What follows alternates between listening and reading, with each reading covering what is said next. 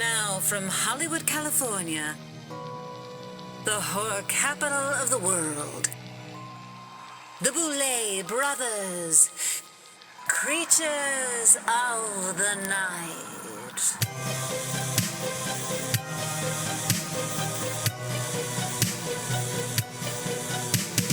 Happy Halloween, Uglies, and welcome to a new episode of the Boulet Brothers Creatures of the Night post-mortem recap, where we will be recapping the Boulet Brothers Dragula Titan Season 2, Episode 4. Before we go any further, I just want to say this. We are on the road. We are now in Boston. It's Halloween time. The ball is tonight, and we're very excited about it. We're kind of traveling with makeshift equipment, so the quality of this one isn't going to be what we're all used to, but we wanted to get it out there because this is such an excellent episode. We definitely didn't want to skip it.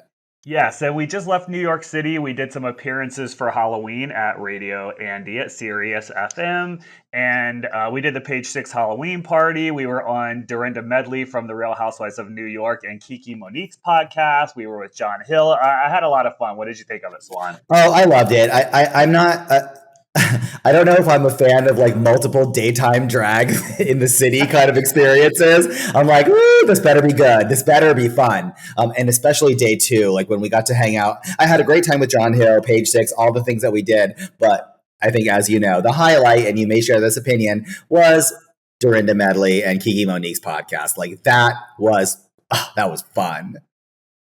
It was so fun, and it felt so natural to just sort of talk about, you know, reality TV and Housewives and our show and all that stuff. And Dorinda is an honorary witch, I will say. Oh, 100%. And we picked up on that instantly. And she was wearing this little festive sweater with black cats all over it. We got on famously, like instantly, like thick as thieves. She's showing me videos from her big corn effigy Halloween ritual that she has up at Bluestone Manor in the Berkshires. Like, it was like, oh my God, you're like my sister. We need to get together. It's true. We have to have her on Dragula as a judge sometimes. I think she'd be fantastic. Yeah, she was great. And it was super fun. Okay, so anybody who is in the Boston area, if you are coming out to the Halloween ball tonight, make sure you get your tickets at Gay Mafia on Instagram. Go to their Instagram and you can find out where to get tickets. I think it might be sold out. I'm not sure. But we're also doing a signing at JR Spooky Shack the next night. It's November 1st in Hudson, Massachusetts at 5 p.m. So if you go to jrspookyshack.com, you can get passes to go and see us there too.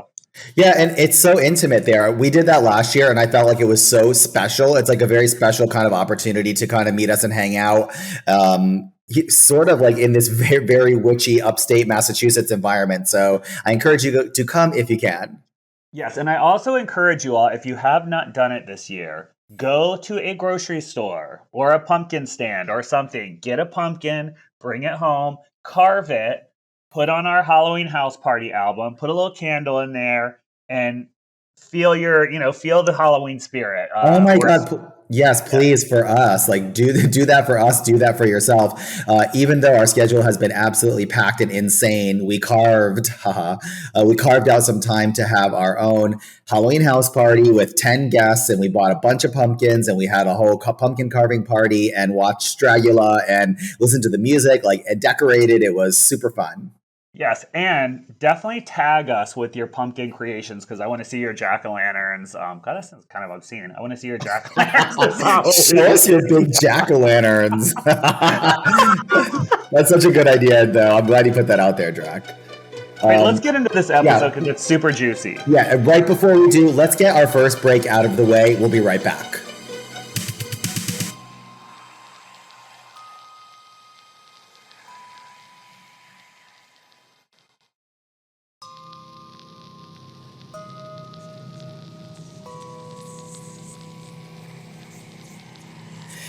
We are back, my darlings, and it's time to sink our fangs into the return to the Nosferatu Beach party. Now, this episode, oh my God, I've seen so many comments online that are like, this is peak reality television. This is potentially my favorite episode of Dragula, period. This is my favorite episode of reality TV, period. What do you think of that, Drac? You know, I mean, of course, it's It's an honor to hear that. I think that we put a lot into creating this season. We definitely heard some complaints from Titan season one, which is kind of funny because historically now everyone's like, Titan season one is so good. I'm like, y'all weren't saying that at the end of Titan season one. Even though it was like the most watched season of the show, people were griping about some of the stuff that was missing. So we really pushed ourselves for season two to just throw everything at it, everything possible. Big cast, big challenges, big drama, and I think it paid off. I'm going to agree, and I've said this before. We learned a lot doing our first season of Titans. It was the first time we had people that had already been on television under the Dragula umbrella and return, and I think we learned a lot, and you can see that. Like we changed things, we edited, we threw a lot more into it, and it is just pure magic, chaos, drama, glamour. Like I'm so happy and proud, and I'm really grateful that people are reacting the way that they are, because it is just a super solid, really fun slice of Dragula. Yes, and I want to thank the cast, because the cast really brought it. They did not hide behind things. They brought their feelings out in the open, and I mean, as much as they fought it a little bit, which we'll talk about on this episode. One of the things I wanted to talk about before we get started is this episode has a lot of drama. It's a lot of personal story. It's a lot of clashing and behind the camera stuff. And, I just want to tell everybody at home, these cast members know what they're signing up for. Remember, they've been on the show before. They know how it works. They know that everything they say, do, feel, and act is going to potentially show up on the show.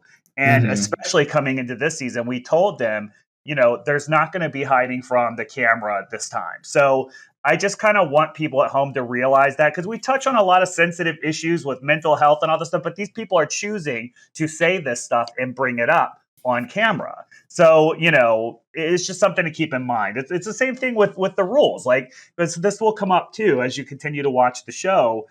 There are rules to being on a show. There are contracts. This is a international broadcasting station, conglomerate, right? There's a lot of rules, a lot of contracts, a lot of legal stuff, and everybody knows what they're getting into. And you'll see some people don't always respect those boundaries. I love every single person on this cast. I wish them all well. I would do anything to help any of them. However, I will not try to skirt around bad behavior. But I do want people at home to think, please don't confuse bad behavior or poor behavior with someone's actual person or worth as a person. Does that make sense, Juan, what I'm trying to say? Yeah, like bad behavior doesn't equal bad person. Like we all make mistakes. Right. Like sometimes I have bad behavior and everybody knows I'm a fantastic person. And I think a lot of people on our cast are the same. It's not perfect. This is a pressure cooker. I do want to reiterate too, the way that they know the rules isn't just like, something we brush over. There is a very thorough contract that's gone through with each of them individually with production. And that happens at the beginning and that happens at the end. Before we send them home, it's like all the reminders, because we all just rode the crazy Dragula roller coaster. Now you're going to go home back into the real world. This is what you can and can't do. Reminders. So anyone making false moves or trying to bend the rules after the fact, like they know what's up and they know who's responsible. It's themselves. Yeah. All right. So let's talk about the beginning of this episode. Everyone comes back to the lab. Yes, and I want to jump right on this. This idea that Dahlia was getting dogpiled. Yeah. Now, I know optically, I think that's what it felt like for a lot of people, just because there were so many voices in the room. But Disasterina says sort of the quiet part out loud, that I know it kind of looks like that, but maybe it's a little bit of karma. And I think that term gets thrown around very loosely, but it might apply perfectly here. What were your thoughts on that? My thoughts are, again, I'm not going to let the crew or the show take the blame here. The truth is, Dahlia brought a lot more drama to the crew and the cast than actually was even shown. If you think there was a lot more. There were other competitors that she did a similar thing with that she did with Zava and Priscilla. There was actually a judge that she did it with. There was other things about production she did it with. She was breaking the rules all the time. She was a real pain in the ass, and that's just the truth.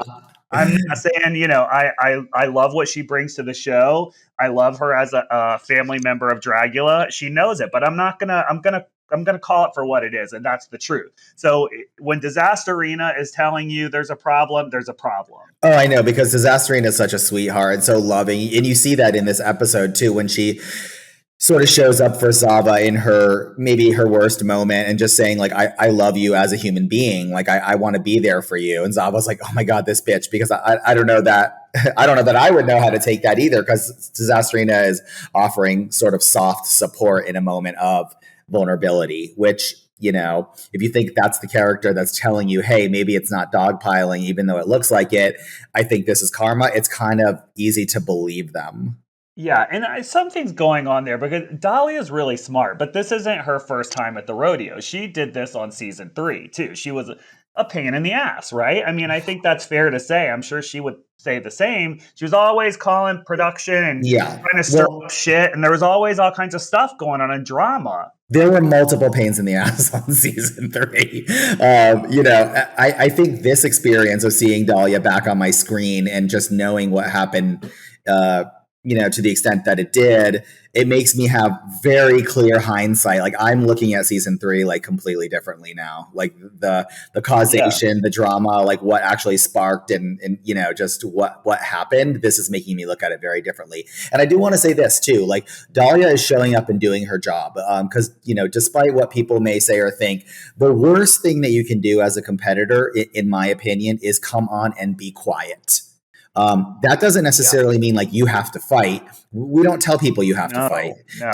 Despite what you might hear, at no time did we ever say we want you guys to fight as much as possible, or we want you to fight at all. What we always say is that you cannot be quiet. Like, we encourage you 1,000%. Share your opinions. Let the audience know how you feel. What are you thinking? Like, fill out your character, like the details. And I think that's what Dahlia is doing. I do too. That's the thing. I think Dahlia is very polarizing in that way because, look, as consumers of entertainment television, and that's what this show is, everybody. Let's remember that. It's there to be entertaining. And it's tricky for these guys because they're using their personal lives and their reality to entertain everybody at home watching. So, you got to appreciate the fact that she's giving us stuff, and she's been the cause of a lot of interesting situations in this first half of the season. So I think it's a conflicting situation. I'm sure it's tough for her too, Oh, absolutely. And the girls in the room are bringing her to task like that. Like, they're not standing for it. And, I think it really makes for some fiery, crazy television. Now we have another super elevated confrontation in the entrance lab, and it starts off with an apology. Zava comes in and starts with an apology about sort of like the attacking JK for their win in the cauldron from the last episode, which I think is a great first step. It shows kind of accountability and self-awareness, but the tension between them goes haywire like pretty much instantly, and it just bubbles over, and we see Zava leave the room and screaming, and it's just mega intense. And I think this is literally just years of pent up drama and frustrations. Yeah, I think so too. I mean, obviously the two of them have a history, and look, I don't know what this whole foolishness about, like, we're not going to talk about this on the show. You must be joking. You know what I mean? Like, are you serious? If you don't think that you know what I mean? That didn't make you more appealing or interesting that you got. I mean, of course it did, Look, at the same time, I respect JK kind of being protective of someone who wasn't there, saying they're not here, they can't defend themselves. I think that's a very admirable position. It's like, girl, this is reality television. Like, let me quote my girl, Lisa Rinna, we're going to talk about it, period. Yeah, of course. And I mean, they talk to 6 producers before they get cast on the show, and they tell them all this stuff. I'm like, what? It's going to come up. Like, it is, and maybe they know it, but then when they get there and they really have to face it, they're like, I don't know if I want to do this. But I appreciate that, that we for. I would say I appreciate that. I appreciate that we forced them to talk about it because I was like, you're not going to do that stuff because that's what they're smart. They're like, I'm going to go outside where the cameras won't follow me. I'm going to speak into the camera directly and say I'm not going to do this or that. Mm-hmm. Or these kind of tricks, you know, they're typical things that cast members will do. And I said that. I told them, I was like, it's not going to work. I was like, we're going to show everything. We're filming you all the time in the vans, housing, everything. Like, we're going to use it. Oh So, no, you know, and I love it. Like, to me, it's like the juiciest reality television. You know, Housewives again. Denise Richards, like, bravo, bravo, bravo, bravo. Like, she's thinking, I'm shutting this down. It's not going to be on camera, and you just show her attempting to shut it down. It's brilliant. right. I mean, I think that's what we have to do now. And again, this isn't a knock on the cast because I think they all brought it. But I think, you know, we have all grown up with reality TV at this point. It's nothing new. And you know ways to try to, you know, get out of stuff. But, you know, I think the producers are getting wise to that kind of tactic as well. I agree. And I just want to say this too, kind of circling back to the way we started this episode.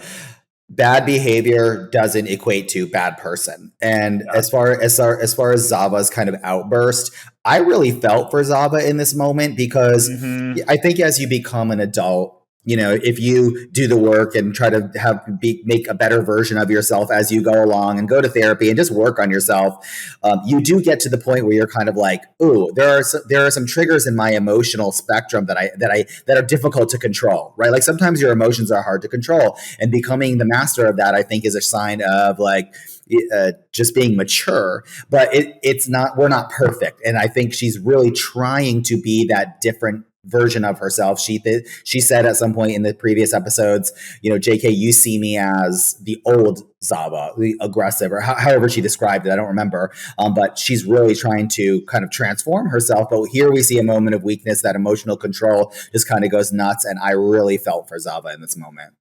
I just want to say, I think she should be proud of herself because I see a different person here. Yes, she freaked out. This is probably the most sensitive thing at that moment that would trigger her, and it did. But you see her come back from it by the end of the episode. I see a more matured Zava. I do think she's in a growth period, and I think it's messy. You know, I think she has her struggles with her you know, her mental health or her addiction things. I don't know if they're there or not, you know, some kind of substance things going on, I think she said. And, you know, I see her struggling with that, but I think she should be proud because I see major growth since she was on season 4.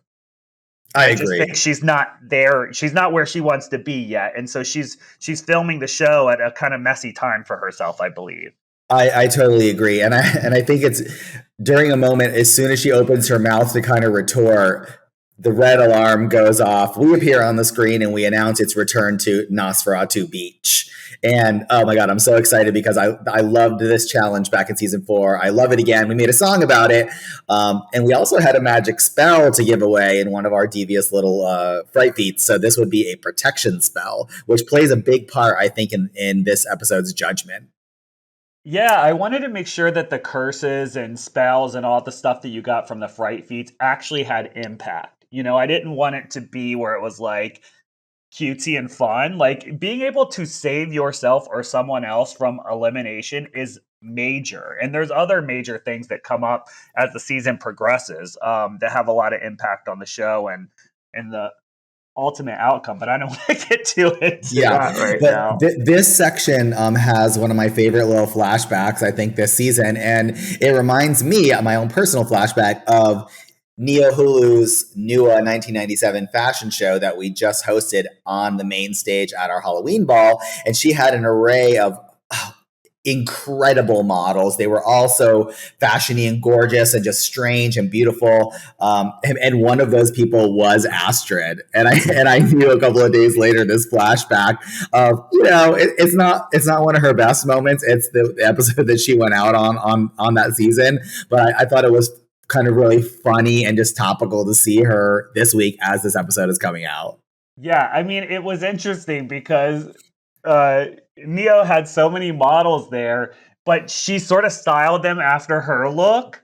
And it was very confusing because there was like 20 Neos walking around. I was like, I didn't know who anybody was. Oh, yeah. Yeah, I mean, I don't think we have time. I would go into the Astrid story. It's funny because me and Astrid had a great conversation at the Halloween ball, and then literally when we were in the car on the way home, I was like, "Son of a bitch, she's gonna see that clip and think we're digging at her." But I don't think so. I think she can appreciate the camp of her contributions to I the hope show. so. I Yeah, hope and you know what? so. I don't know if I told you, but she's working at a special effects company, makeup company now. She lives in LA. I'm super proud of her. I think that's great. I mean, she's a really talented artist. Yeah. Oh, no, no. I totally agree. That's a great point of view. I would never say anything otherwise. And that's cool. I'm glad. Like, so many people end up moving to LA. And I think it's interesting that she is flexing her artistic skills in a new area because we know that she's also like a super talented musician.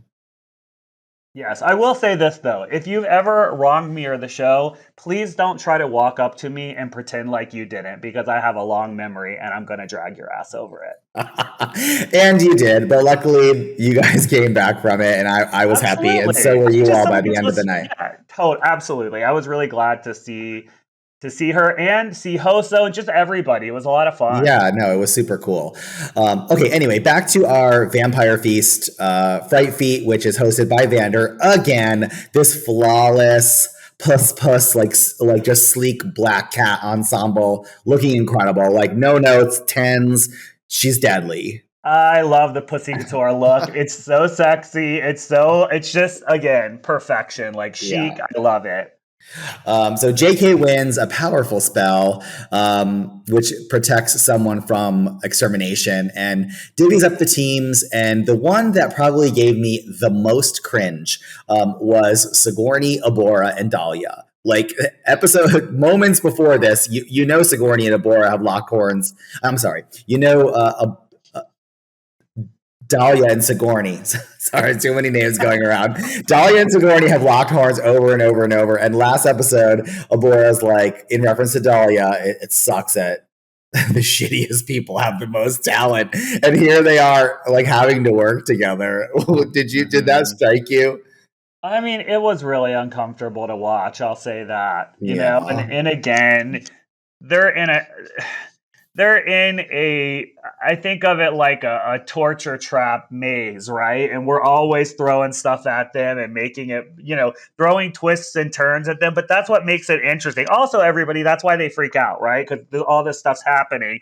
Of course, if they were at home, none of this would ever happen. They wouldn't fight like this or anything. But when you're in this pressure cooker and we're throwing like Molotov cocktails at you left and right, stuff's going to happen.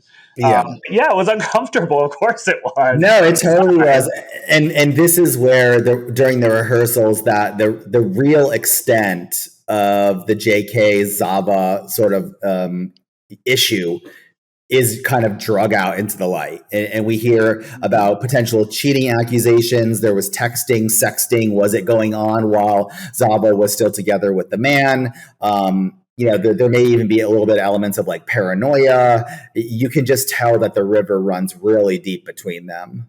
Yes, it does. I mean, you know, I do agree. You know, obviously, we don't use the person's name on the show that they didn't sign up for the show. But as a figure, as an entity, they have to be talked about. You know, I just think it's important to not say who their identity is. I mean, I don't even know who their identity is, to be honest with you. But you know, I didn't want them to talk about it either, and they did it. So I thought that was great. I really liked seeing Disasterina kind of warming up with Zava and giving her advice. Like Disasterina has been such a gem so far on the season, I think. I mean, she's a little more quiet than I wanted her to be, you know, because there's a lot of personality there. And I think she's suffering from something similar that Melissa did on the first season of Titans, which was like, wow, this is a lot. You know, yeah, and it's so different from their last experience. Yeah, yeah. In I don't know, somewhere 6, 7, 8 years since we've seen Disasterina on TV, and the show has also transformed almost to like an unrecognizable new version of itself. And I think that's a lot. And then you're still doing all the challenges and dealing with all the personalities. Like you got to imagine it's a ton. Absolutely. Yeah, so that that sort of stuff happens, and then we get into the floor show, right? And we see our slutty little succubus looks, which you know, why did you? Ugh. Because I just I don't know. I don't love every look we do. You know what I mean? And you know that not everything comes together the way you plan it, and it's fine. Yeah. I'm cool with it. You know, it's giving a little like what's Vampirella's sister's name? I don't know. The sweaty, Well, the the fact that vampire. the fact that you don't even know her name kind of tells the whole story. I totally. You're like, oh, that girl. I don't know. I thought it was fun. I think if we had a little bit more time, it could have been done better. But I thought we looked cute. Yeah, But it's cute. I was very excited to welcome back Akela and Bonnie. They both returned. Yes. Titans isn't just an opportunity to see our favorite competitors and our favorite challenges. We love to bring back. This is like our extended family now. Like these are people that have been part of our show, and we respect their talent and their perspective. And Akela is kind of cool to put a shine on because we're working with Akela on our Holiday of Horror special, which is going to be out a little bit later this year during the holiday season. Yeah, so she's doing a short. She's a writer, and this is her directorial debut. And Bonnie Aarons is actually the antagonist in our short for the Holiday of Horror special as well. So they're both a part of it. Yeah, so that's some scalding tea that everyone will be able to sip come December. So let's talk about the floor show because this is the second time we did the challenge. Now, how do you think it stood up to the first? Oh, I thought it really stood up to the first. And I think the first, like Nathan's work and the editing and everything that we did, just the way that we sort of broke I'm going to use air quotes because I hate like a normal episode or a normal floor show, but that kind of like 35 millimeter skipping frames, like retro graded, like, 60s beach party vibe with that little intro was so cute. And the topper at the end, like we kept the format because it's like, if it's not broke, don't fix it. I agree too. Yeah. Yeah, and I thought the competitors really brought it too. Like I felt like the vampire looks in this one were just as good as the last time we saw this challenge. I do too, although there's something about, because it was the first time, I think, and I really just absolutely love Saint's look from that episode. Like, period. I know. No, it was so good. Yeah, because it's the first time we did it. There's an iconicness to it, but I actually think that this cast did a fantastic job. Some of them could have pushed it a little more. It could have been a little bigger, I think. But look, I'm thrilled with what they're all doing. And honestly, it was so hard to judge because all their drag is so different. Their inspiration is so different. Like Disasterina comes from such a different place than Sigourney does or Abora. And it's just like, it's difficult to judge a challenge like this. I totally agree. And I kind of want to brush over some of the competitors' looks kind of quickly because I have some thoughts maybe that I didn't get to share, excuse me, on the episode. So Cynthia, this like crazy ancient wacky, who knows what it is, like with the giant misshapen booty and everything. Like she is experimenting with shape. Very much like her Pleasure Planet kind of Muppet look, like that Sinners. She is not scared to really bend the rules of her own drag and is kind of evolving in front of us in real time. I think it's super cool. It's unexpected. It's surprising. It's weird as hell, and I'm a fan. It was a total callback to Tranimal drag. Yeah, which I think is so cool. Like, that's a very niche corner of drag that not a lot of people know about. And I love that she did a throwback to that. Me too. And Eva had a moment that I think we just get a little flash of during the floor show. But this look, again, is another serve. I mean, as far as like the first 4 looks and performances from Eva, super strong. It was toward the end, she opened up that flask of blood and was just kind of pouring it into her mouth, but lip syncing at the same time as she was guzzling blood. And I had never seen anything like that. It was so good. She killed it, and so did Priscilla. That was such a fun, original idea. The whole, because Elvis is such a part of that '60s beach culture. Oh my god, it's great! This is my next note. You're taking it right from me. That beach blanket bingo Elvis reference is just right on target. It is. Everybody did well. I mean, honestly, even Dahlia's outfit I thought was really cute and kind of 40s. It wasn't her best work. And let me just say this. Dahlia is a great drag artist. Like, despite all the stuff going on, I mean, she is very talented. Her wedding look was fantastic, too. I think she's really good. This one just kind of, I think, maybe fell flat more so because she's been showing up so strong thus far. I agree. I also want to take this moment to do a shout out to Zava's one tooth because I love that. So silly and fun. But maybe my favorite moment of the floor show, it comes from Disasterina. It's her answer to Live, Laugh, Love on her beach blanket, which is die, despair, detest. Like, that made me so happy when I saw that day. Yeah, me too. Again, how do you judge that against Priscilla's weirdness? You know, or it's just crazy. It's hard. And we talked about this on the show. I don't think anyone did poorly, you know? Like everyone was them, and sometimes I hate to judge a floor show, and this was one of them. No, I know, but you know, in that vein, I want to congratulate Blackberry again for the win because I thought it was original, super solid, fun. It was cool. It was so unexpected. Like I really loved it, and I want to applaud JK for a very wise play to save himself on that episode. Now I saw the pictures that he shot of that look post the show, and I'm like, now, come on, you cleaned that up a little bit. You know they do that sometimes. They'll be like, oh, yeah. Go home and reshoot their looks, and they've already got the critique. They know it, but the audience doesn't. And they go and fix all the things that you said about it. I'm like, we have eyes, Sherry. That's funny. That is funny shit. It's also right. The two of them together, performance-wise, I thought they were cool together. No, it was kind of great because they obviously did not know what the other was planning, and their looks kind of matched. Like in a way, you could picture them together at the beach, and it was cool. But I think you saw the full spectrum. Like Blackberry's was kind of like simple and bold and defined and very like clear. And I think JK's, and this is JK's own assessment of his own work, that it's you know, it was there might have been one too many ideas. You know, there was a lot going on. I think so too. Concept was strong. The execution, I think, could have been tighter. Yeah. And then we have this moment. Then we have this moment where Jaharia kind of has a breakdown. Oh, and yeah. And you know, I think I said what I needed to, and there may even have been a little bit more that day, and we showed the kind of heart of the message.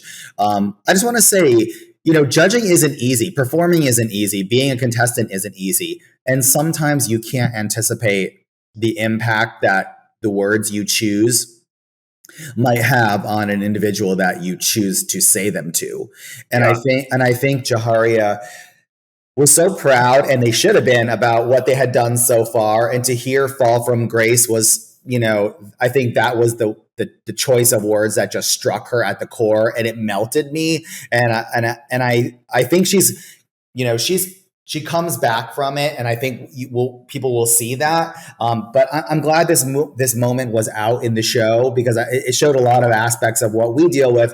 And when I say we, us, the judges, but also the competitors, the emotional kind of scale and how we really do support each other through this. Yes, it's fun, it's crazy, it's sadistic, and you know, it's mischievous and kind of it's Dragula, but we kind of love each other like underneath it all, and I think you can see that.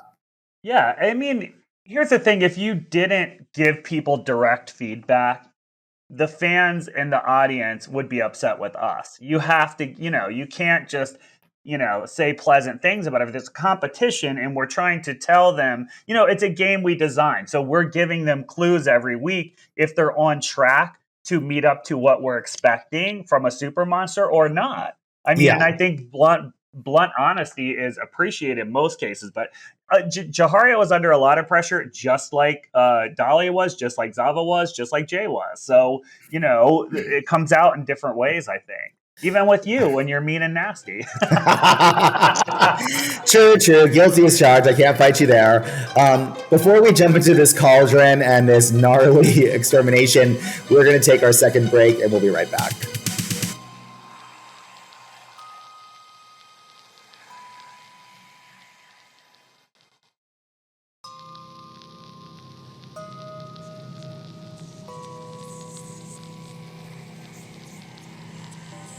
We have returned, and it's time to take a dip headfirst into this bubbling cauldron. This episode is a lot. Oh my God. No, I'm like looking through the notes. I'm like, then this happened, then this, we have to talk about this, we have to talk about this. So, yeah. Okay, yes.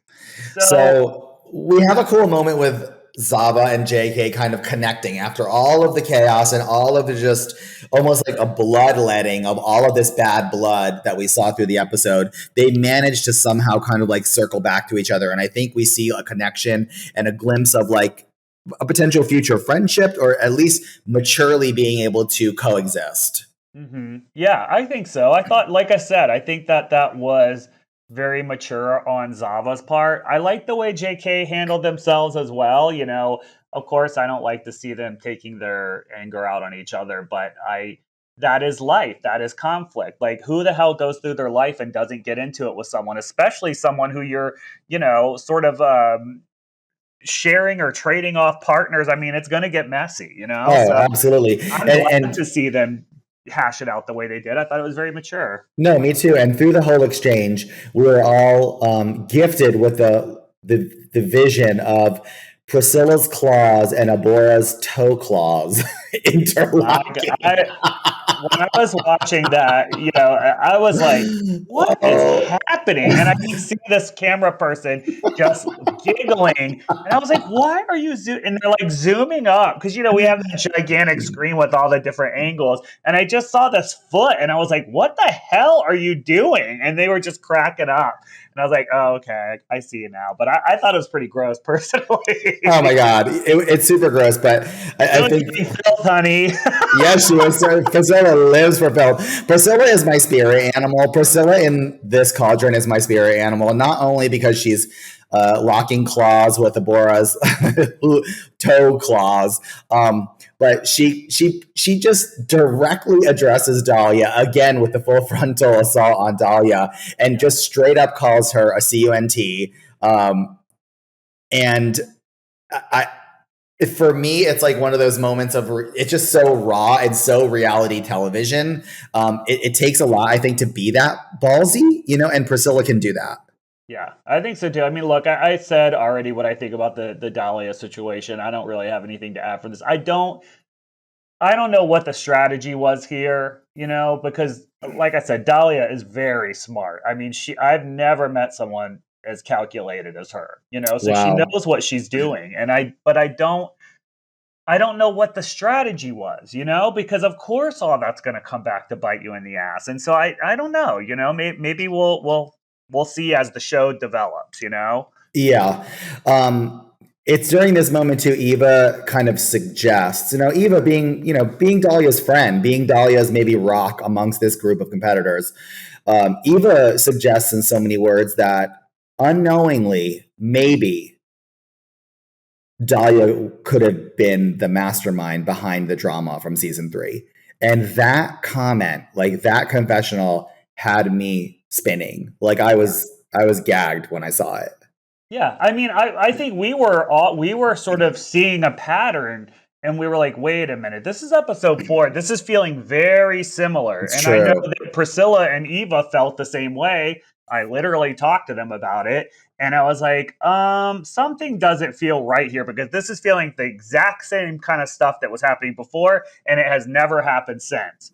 And so I think there is a common denominator there. There's no one person that's responsible for an entire season's feelings. That's just not real. But there were some similar things happening that have never happened on any other season. And there was, one person sort of at the root of that. So yeah, that's just the truth. Again, I'm not saying I don't like Dahlia or anything about her. I'm reviewing the episode and her behavior on the show, and it was bizarre.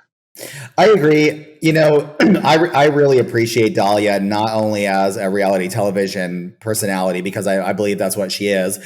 She is super talented. Like, as far as the world of drag, like someone who crafts their own looks, clothing, sewing, just dancing, can wear body, can not wear body, is a makeup artist, is a hair artist. Like, I mean, she checks off all the boxes. But she is dualistic. We have our own experiences with her, even on tour. We got along with. She came back and saw us on tour. She said she's a good place. She wanted to be on Titans, all this stuff. Really just sold herself.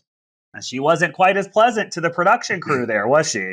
No, because the whole crew was like, oh my God, that Dragula person, because this is the first time they met. She was a nightmare. She gave us such an attitude. I was like, there's no way you're talking about her. She was just back here hanging out with us, and she was nice as pie. Yeah, she was so nice, saying like, I'm in such a great place. I'm a different person. I'm ready to compete. Please bring me back. So, yeah,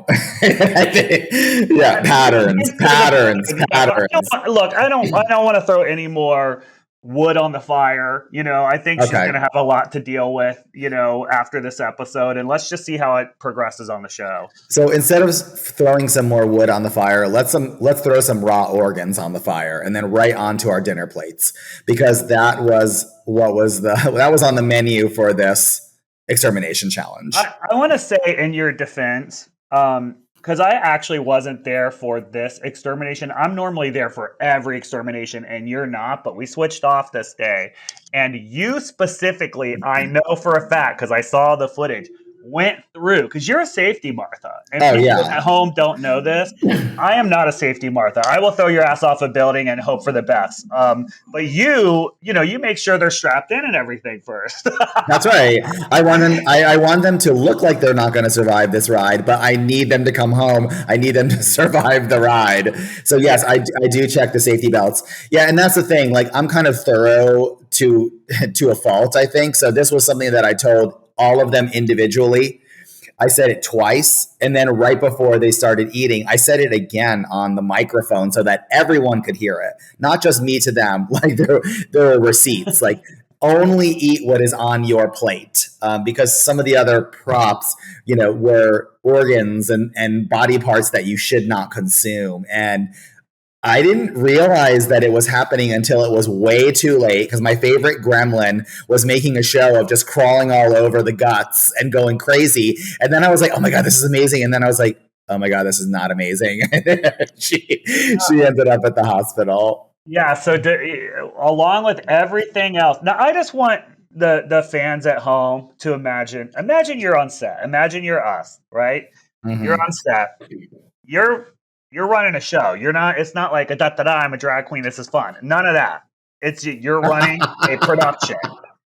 And all this happens over the course of a couple of days. That was the craziest week in the history of the Boulet Brothers Dragula. I mean, how do you think we felt at the end of this week? I was like, one of them's in the hospital. One of them went off the deep end. Two of them are about to kill each other. The whole cast hates this. I was like, wow. Like, it was everyone was exhausted. To quote Sigourney, what a time to be alive. I knew it. Moment I was like, me and you talked to each other. I was like, I feel crazy, but I was like, this season's gonna be good. Yes. I was like, this is gonna be good. If we survive it, it's gonna be good. It is so true. And another reason why I think this season is really interesting and good is this introduction of the Hellbound Showdown, sort of a final chance for fallen monsters to potentially make it back into the finale of Titans 2. Very cool. So one of the reasons I wanted to do, because me and you came up with this, and we both wanted to do it for different reasons. But for me, sometimes when you send someone home and then you're like, wow, would they have killed it on the next episode? Like, was it a fluke? And so to me, this was it almost was like an opportunity to test our results. Did we make the right decision? And to give them, and also, honestly, I love every cast member on this show. So I want to see as many looks from them as we can. And this is a great opportunity for them to show a little more of what they did.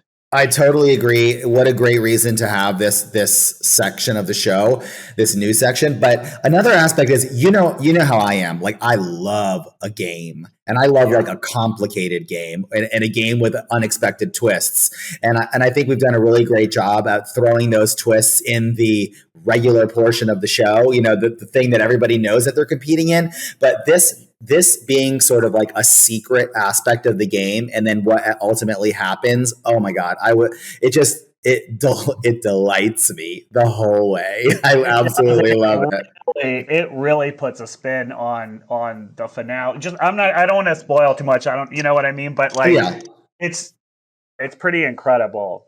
Yeah. So to talk about Loris and Jade here, I thought Loris's look was super cute. Like, I really liked it. I think she put a lot of time into it. I like the prosthetics.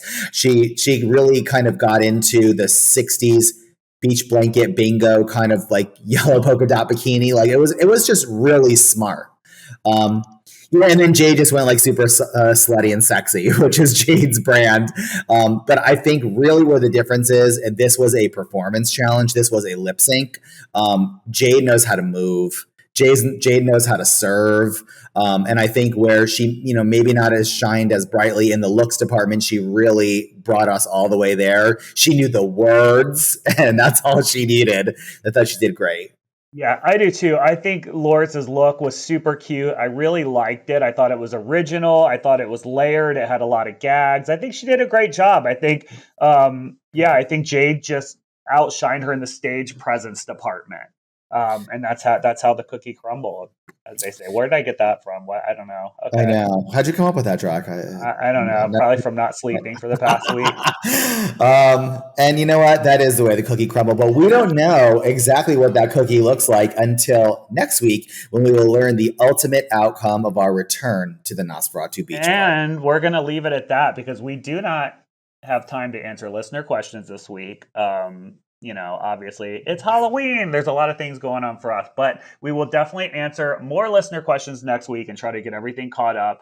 I do want to thank everybody at home for listening to the podcast and for watching the show and loving it and interacting online and everything. It's been a blast. It's really fun to see the fans excited about it and to see all the recaps and everything everybody's doing. I really like it a lot. And yeah, I just again, try to be kind with the cast members. They're putting their life out there for entertainment, and again, they wouldn't do any of this stuff if I wouldn't say that. Some of them, I think, would do some of this stuff at home. Maybe just they wouldn't get caught. Oh, well said. I do want to say this too. Thank you one more time to all the listeners for being so forgiving, because I know you forgive us, but we've been on the road and we're a little late this week. But you can plan to listen to the next postmortem of episode 5 at the regularly scheduled time. Like, we'll be back in our regular flow next week. Yes, and send us your listener questions, and you don't have to be careful. You can ask us stuff that's kind of like maybe you don't think we'd answer, and if we don't want to answer, will ignore you. But we might answer it, so send it in. Who knows? Send it in. 2 creatures at Boulet Brothers Dragula.com. All right, everybody, happy Halloween. We hope you have a safe, wonderful, and sexy holiday, and we'll see you here next week. The Boulet Brothers Creatures of the Night is hosted and produced by Dracmorda and Swanthula Boulet, with music by Niran Spector.